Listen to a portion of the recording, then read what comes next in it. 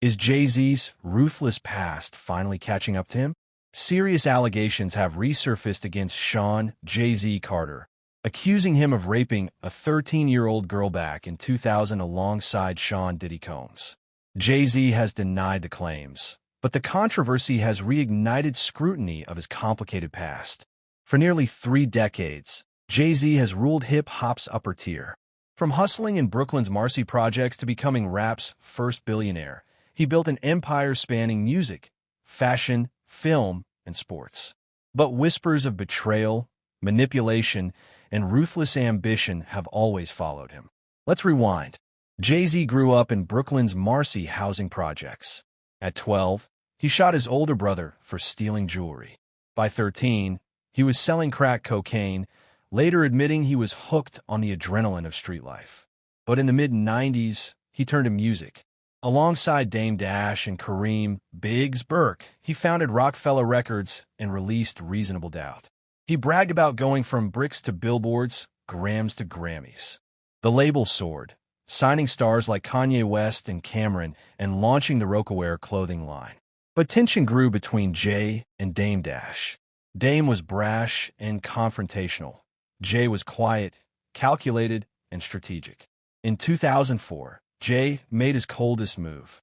Without his partner's knowledge, he arranged for Roc-A-Fella to be sold to Def Jam for $10 million, then became Def Jam's president.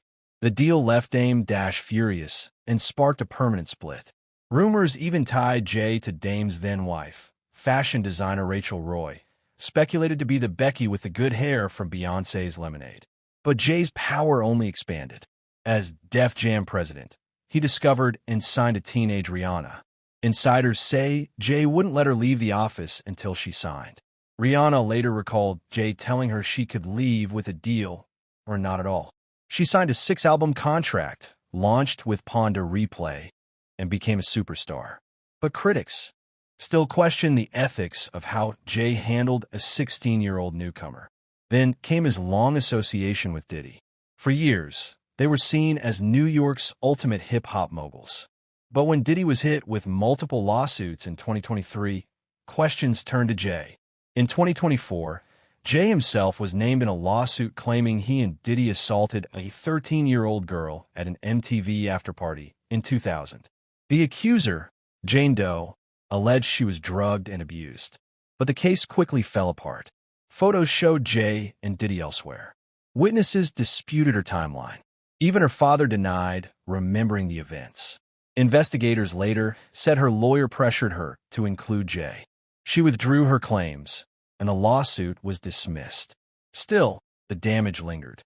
Critics accused Jay's legal team of discrediting the accuser, while supporters said they simply uncovered the truth. Either way, Jay survived with his image bruised but intact. But controversy followed him elsewhere.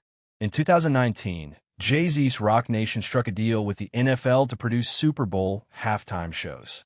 The partnership brought acts like Dr. Dre, Kendrick Lamar, Rihanna, and Usher. But backlash was fierce. Many accused Jay of betraying Colin Kaepernick, who had been effectively blackballed for kneeling during the anthem. Jay had once worn Kaepernick's jersey on SNL, but after signing with the NFL, he declared, "We've moved past kneeling." To critics, it sounded like selling out. Nicki Minaj has also blasted Jay, accusing Roc Nation of blackballing her, burying lawsuits, and stealing millions.